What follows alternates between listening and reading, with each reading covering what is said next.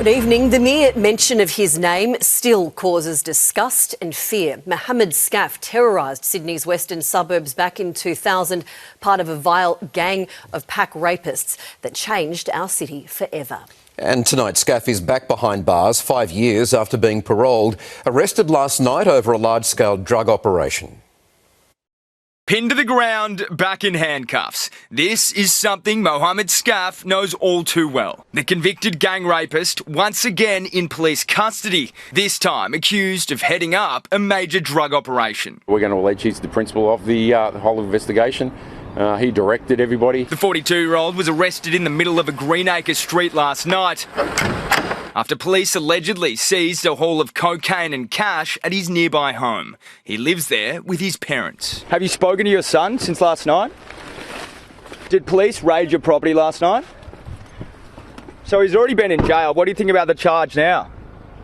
Also charged, a 52-year-old man and a woman aged 54, Skaf's alleged drug runners. They were, what we allege, is coming, picking up drugs and delivering them to locations to which he's directing them to go. One of the alleged drops in a park just metres from where Skaf was found, 140 grams of cocaine. We had an idea of where those drugs were located. Didn't take us too long to find them, put it that way. Mohammed was just 17 when he and his older brother, Bilal, led a gang that raped at least 6 schoolgirls in public parks around Sydney's southwest in 2000.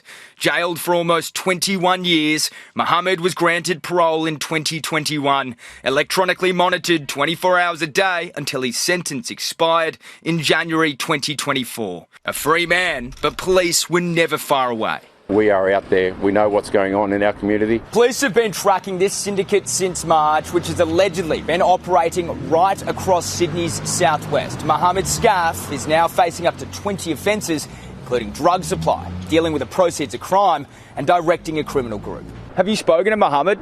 How are you feeling? Obviously, he was in jail for the gang rape offences and now he's been arrested again for drug offences. Skaf didn't front court today, his lawyer appearing on his behalf. Why did he not apply for bail today? That was foreshadowed earlier. I'm not instructed to make an application today. That will likely happen tomorrow. Sam Payne, 7 News. One Nation's new campaign against Anthony Albanese isn't just raising millions of dollars, it's raising eyebrows within Labor ranks. The Prime Minister today casting doubt on the accuracy of the tally, a claim that stirred a fiery reaction from Pauline Hanson. Driving its campaign through the heart of the Prime Minister's electorate, One Nation's Fire the Liar fundraiser. Pauline Hanson claims she's raised over $2 million in 24 hours. Did she though? Did she though? Did she? What evidence is there? Senator Hanson says she did. Why would I call out the liar, buy the liar, then go and do something like that myself? It would destroy me. This is someone who got a plane worth more than that given to her by Australia's richest person. That a swipe at Pauline Hanson's biggest financial backer, mining matriarch and Trump supporter Gina Rinehart. He's grabbing at straws to justify why we've got so much support from the Australian people. He can't even believe it himself. In Perth last night, the number of supporters inside matched by protesters outside. Pauline Hanson got her hand. Declaring that while the polls show her plundering the coalition supporter base, her real target is Labor, revealing her hit list. First one on my list, Chris Bowen. Second, Adam Giles.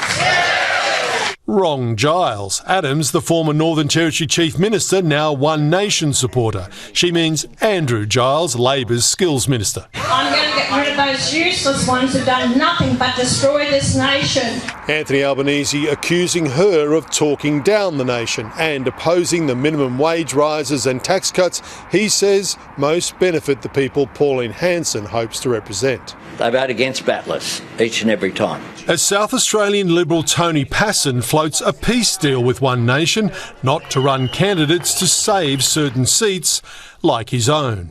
Not something his leader will swallow. No, that's not something we consider.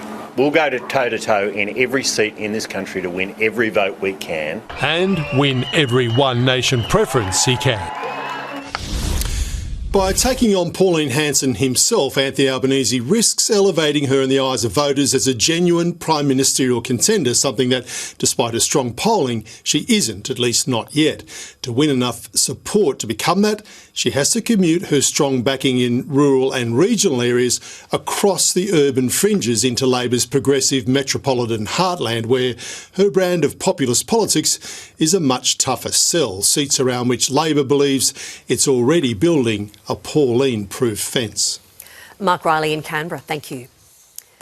There's been a major step forward in the $2 billion redevelopment of Bankstown Hospital, with demolition crews today moving in. Taylor Aiken is live with those details. Taylor, it's been a long time coming. Well, Angie, the Premier claims that this is the biggest investment in Western Sydney healthcare in a long time, but the reality is there's still a long way to go. Patients at Bankstown Lidcombe Hospital wait on average 4 hours in the ED, some waiting as long as 12 hours. Once opened, the new Bankstown Hospital will take pressure off St George, Westmead and Canterbury hospitals, but for residents here in the southwest, patience is wearing thin. Before the development comes the dismantling and the demolition. The classrooms and car park at the former Bankstown TAFE site hit with a wrecking crew, set to be turned into the brand new $2 billion Bankstown Hospital. This is the biggest investment we're making in a single hospital in the entire state. The 14-storey hospital to ease pressure at nearby Westmead and St George, but already weary patients will face a long wait. We expect this hospital to be completed around 2031. With the rest of the state's hospitals to undergo a $400 million maintenance blitz, the Health Minister denying it's in response to a deadly mould outbreak at RPA that killed 3 patients, but conceding we need to really boost the amount of maintenance that we're doing across facilities. Despite wanting to spruik the future, Chris Minns can't escape the past, still answering questions about an illegal campaign donation scandal 10 years on. 2 men now charged after allegedly trying to conceal thousands of dollars handed to Minns's 2015 campaign. I completely reject any allegations or insinuations that I was responsible for it. It's not okay to say this is just some conspiracy theory. We had a parliamentary inquiry that the Premier's refused to front. The Premier has repaid the donations. Taylor Aiken, 7 News.